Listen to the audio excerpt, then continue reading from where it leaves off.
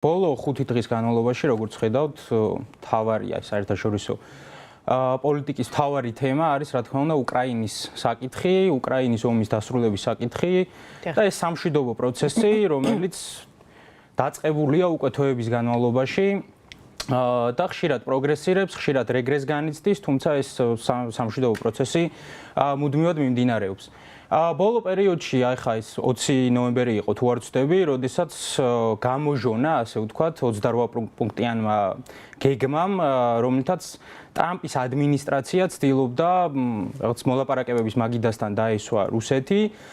და უკრაინა და ეს უკრაინაში მიმდინარე ომი დაესრულებინა. თუმცა ძალიან ცუდი გამოხმაურება მოყვა, რა თქმა უნდა, ამ 28 პუნქტიან შეთანხმებას იქიდან გამომდინარე, რომ ეს 28 პუნქტიანი შეთანხმება ყველას აღქმით, აი ფაქტობრივად ყველას აღქმით, მთელი საერთაშორისო საზოგადოების აღქმით იყო უკრაინის კაპიტულაციაზე ხელის მოწერის ცდელობა და საერთაშორისო ექსპერტების დიდი ნაწილიც გარკვეულწილად ამას ამსგავსებდა 1938 წლის მიუნხენის შეთანხმებას, როდესაც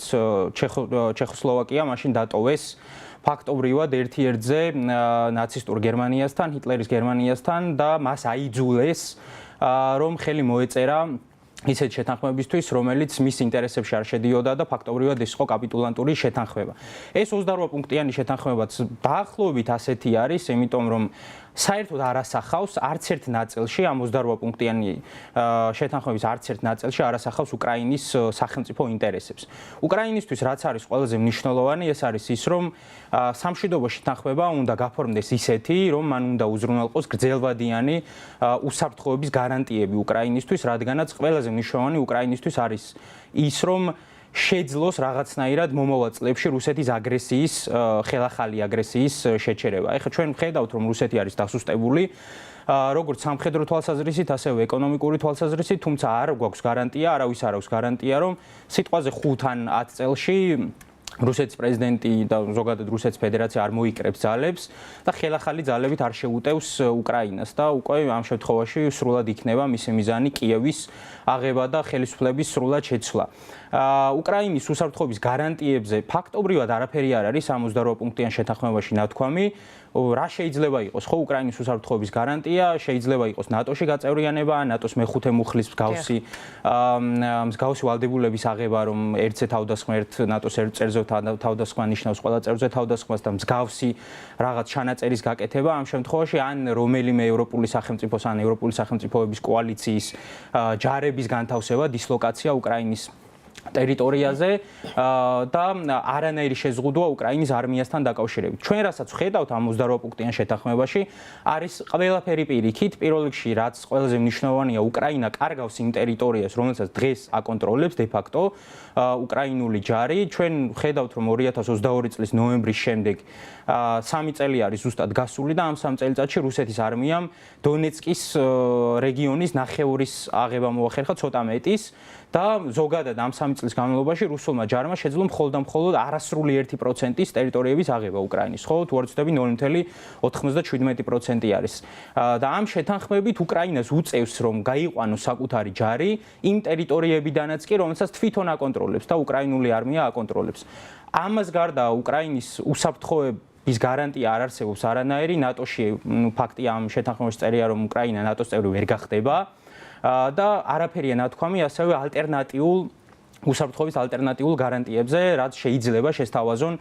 მოკავშირეებმა უკრაინას და რაც ყველაზე მნიშვნელოვანია და რაც ყველაზე მნიშვნელოვანი საკითხად შეიძლება განვიხილოთ, არის უკრაინის არმიის ზომა, რომელიც ამ შეთანხმებით 600,000 ჯარისკაცამდე არის შემცირებული. ჩვენ ვიცით, რომ მის საწყის ეტაპზე უკრაინას ყავდა 250,000-იანი საშუალო სტანდარტებით მომზადებული არმია. დღეს უკრაინის არმია არის ევროპაში ყველაზე ძლიერი არმია და დაახლოებით 900,000 არის მის შემადგენლობა. ანუ 1/3-ით უნდა შემცირდეს ამ შეთანხმების მიხედვით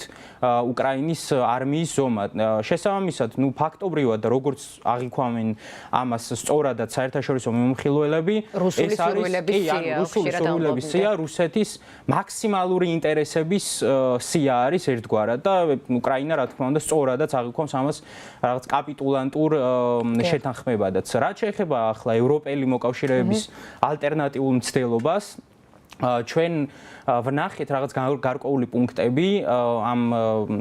სამშვიდობო პროცესის მიმდინარეობისას, რაც შესთავაზეს უკრაინას. გაცილებით უკეთესი პუნქტებია ცალსახად, იმიტომ რომ პირველ რიგში უკრაინის ტერიტორიასთან მიმართებაში არანაირ შეზღუდვებს არ მოიაზრებს, ანუ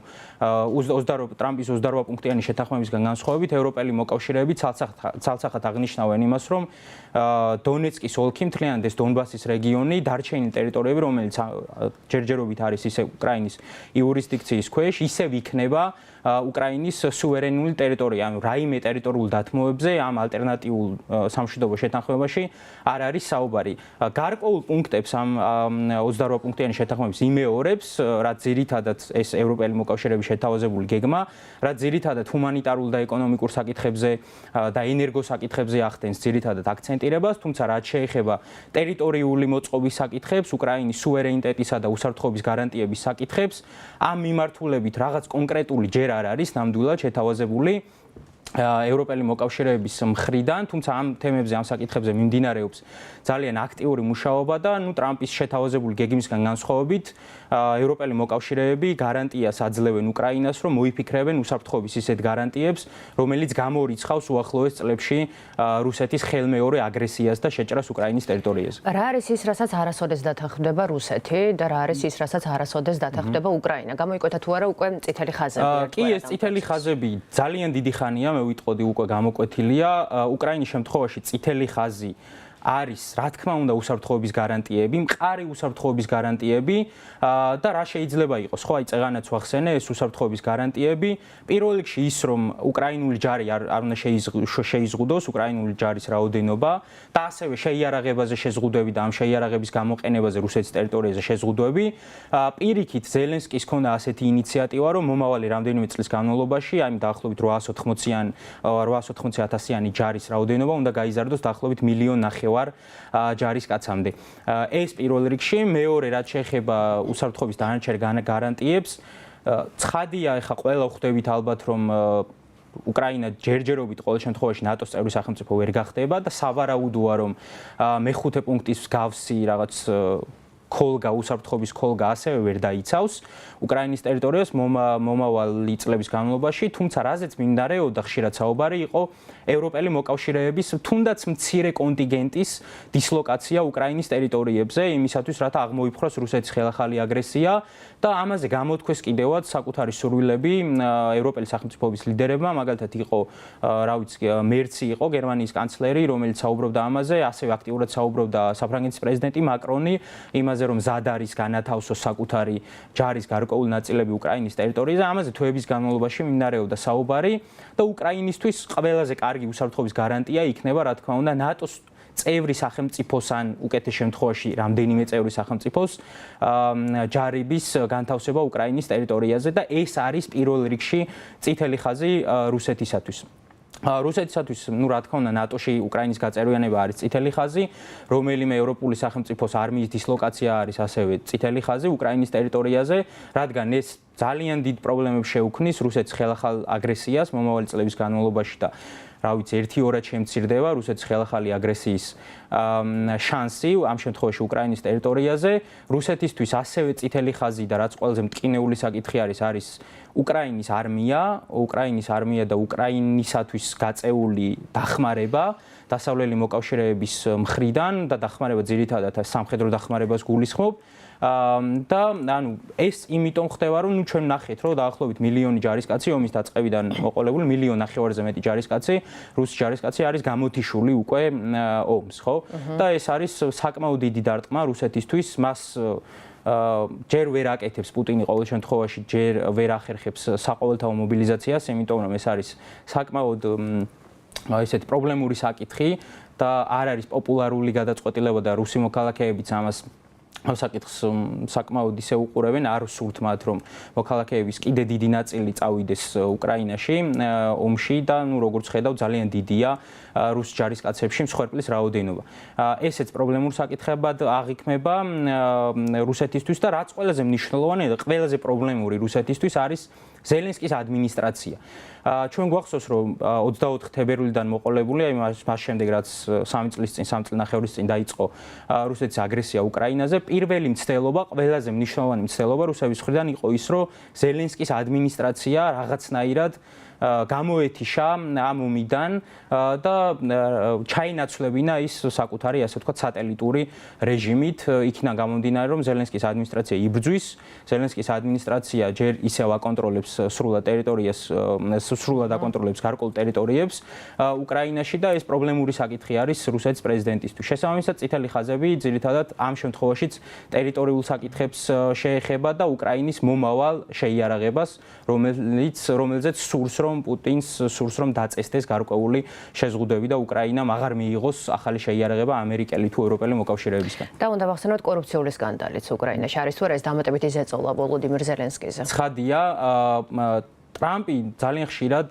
ამთხოვს ხოლმე, ასე ვთქვათ, იყენებს გარკვეულ კრიზისებს, შიდა კრიზისებს უკრაინაში საკუთარი სამშვიდობო გეგმის გატანასთან დაკავშირებით და კონკრეტულად ახლა თქვენ სწორად ახსენეთ, უკრაინაში ძალიან დიდი კორუფციული სკანდალია. უკრაინა ვიცით ისედაც ცნობილია, რომ კორუფციის მაჩვენებლით საკმაოდ უკან არის, ასე ვთქვათ, მსოფლიოს 130 ადგილზე არის, თუ არ ვცდებით, კორუფციასთან ბრძოლის მაჩვენებლით და წლების განმავლობაში კი გარკვეული პროგრესი იყო ამ მიმართულებით, თუმცა ძალიან მცირე პროგრესი და ეს პროგრესი არ იყო ხელშესახები და ახლაც ჩვენ ვნახეთ, რომ უკრაინის პრეზიდენტის უახლოეს გარემოცვას ეხება ეს ძალიან დიდი კორუფციული სკანდალი და რა თქმა უნდა ტრამპმა ეს კორუფციული სკანდალი გამოიყენა იმისათვის, რომ ეს საკუთარი გეგმა, სამშვიდობო გეგმა ზე ზეწოლა მოეხდინა და ეთანხმებინა უკრაინის პრეზიდენტა მისი ადმინისტრაცია, რომ დათანხმებოდნენ მის მიერ შეთავაზებულ გეგმას და დარწმუნებული ვარ მე მაგალითად იმაში, რომ არა ეს კორუფციული სკანდალი ასეთი ხისტი პუნქტები არ იქნებოდა ამ 28 პუნქტიან შეთანხმებაში, იქნებოდა რა თქმა უნდა ძალიან მნიშვნელოვანი პუნქტები, რომელიც რა თქმა უნდა, ასე ვთქვათ, კრემლის ინტერესებს მომისახურებოდა, თუმცა ასეთი ხისტი დარწმუნებული ვარ ნამდვილად არ იქნებოდა. ამიტომ ზოგადად საერთაშორისო ურთიერთობებში ეს შიდა პოლიტიკა და საერთაშორისო პოლიტიკა არის ერთმანეთთან გადაჯაჭვული და ერთმანეთზე მნიშვნელოვნად არის გადაბმული და რაღაც თუ ხდება შიდა პოლიტიკაში ეს მნიშვნელოვან ასახვას პოვებს ხოლმე საერთაშორისო ურთიერთობებში, საერთაშორისო პოლიტიკაში და ამ შემთხვევაში ჩვენ ვხედავთ ამას, რომ ამერიკის ადმინისტრაციამ გამოიყენა ზუსტად ეს კორუფციული სკანდალი იმისათვის, რომ მეტი ზეწოლა განეხორციელებინა მისი აღქმით უფრო სუსტ სახელმწიფოზე და ის მოლაპარაკებების მაგიდასთან დაესვა და იძლებინა, რომ დათანხმებოდა მის სამშვიდობო შეთანხმებას და ისიც უნდა ვახსენოთ ახლა, რომ ტრამპს დარწმუნებული მე ყოველ შემთხვევაში დარწმუნებული ვარ და საერთაშორისო ექსპერტების დიდი ნაწილიც რომ საერთოდ არ აინტერესებს უკრაინაში 5 და 10 წლის შემდგომ რა სიტუაცია იქნება, რანაირი უსაფრთხოების გარანტიები. დეკლარირებული მიზანი და მოტივაცია მშვიდობის დარჩი ნობელის პრემიის რა თქმა უნდა და რა ვიცი, აი ლუი მე-14-ის ცნობილი სიტყვები რო არის, რომ ჩემს მე ყველაფერი წყალს წაუღია, რაღაც აი ეგრე უყურებს დარწმუნებული ვარ ტრამპი გარკვეულ საერთაშორისო საკითხებს. ჩვენ ვნახეთ, რომ აი ღაზაშიც ხო, როდესაც გაფორმდა ეს კონკრეტული სამშვიდობო შეთანხმება ისრაელსა და ჰამას შორის, ეს შეთანხმებაც იყო ძალიან ზერელე და ზედაპირული, იმიტომ რომ კონფლიქტის საფუძვლების მოგვარებას ისახავდა მიზნად და იმ ძირითადი პრობლემების გადაჭრას, რომელიც საფუძვლად ედება ამ კონფლიქტს და ჩვენ ხედავთ, რომ ამ შემთხვევაშიც ტრამპი ცდილობს, რომ მისი აღქმით სუსტ სახელმწიფოზე, სუსტ მხარეზე, ან უკრაინაზე უფრო მეტი ზეწოლა განახორციელოს და ნებისმიერ ფასად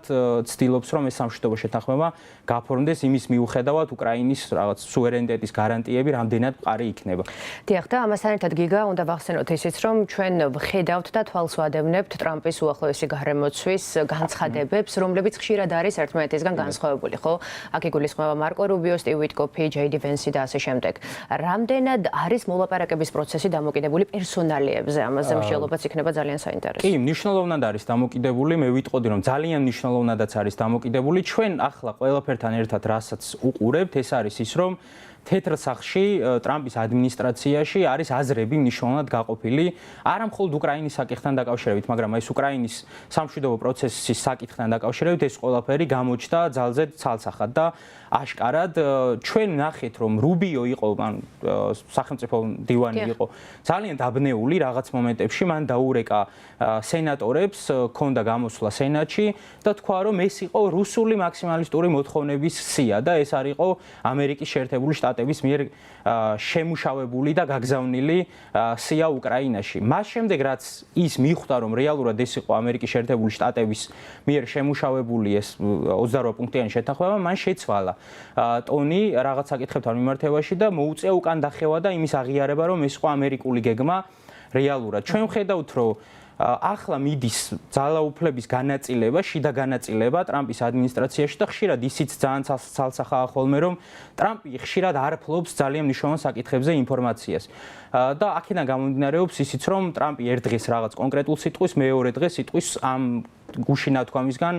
აი აბსოლუტურად შემოტრია 180 გრადუსით სრულად შემოტრიალებულ რაღაცას. აქ მიმდინარეობს ძალაუფლებისთვის ბრძოლა ტრამპის ადმინისტრაციაში და როგორც ხედავთ, ერთ მხარეს არის სტივ ვიტკოფი, რომელიც არის ამ გეგმის მთავარი შემოქმედი, მთავარი არქიტექტორი და არის პუტინთან ასე ვთქვა დაახლოებული პირი. მან 5 ძალიან დიდი 3-4 საათიანი შეხვედრა გამართა წელს მხოლოდ პუტინთან და პუტინთან შეხვედრების შემდგომ ჩვენ ხედავდი ტრამპის ადმინისტრაცია როგორც ცვლიდა რუსეთის სასარგებლოდ პოზიციებს. მეორე მხარეს არის რუბიო და ასევე გენერალი კელოგი, რომელიც უკრაინის დიდი მხარდამჭერია, ორივე არის უკრაინის დიდი მხარდამჭერი. რუბიო ცდილობს რომ მედიატორის როლი ითამაშოს ამ კონფლიქტში, რეალური მედიაცია, რასაც გულისხმობს, ანუ ორივეს მაქსიმალისტური მოთხოვნების შეჯერებას და ორივე სახელმწიფოს იძულებას რაღაც გარკვეულ დათმობებზე წავიდეს, ხო? რეალურად შეთანხმებები, სამშვიდობო შეთანხმებები საერთაშორისო ურთიერთობებში სწორედ ასე ფორმდება, რომ ერთმა მხარემაც უნდა დათმოს რაღაცა მნიშვნელოვანი, მეორე მხარემაც უნდა დათმოს რაღაც მნიშვნელოვანი და რაღაც შუალედურ შედეგზე უნდა შეჯერდნენ. რუბიო სწორედ ამას ცდილობს, თუმცა როგორც ხედავთ, ვიტკოფი და ასე ვთქვათ, ეს შედარებით უფრო მეტად რუსული ინტერესების გამტარებელი ფრთა ადმინისტრაციაში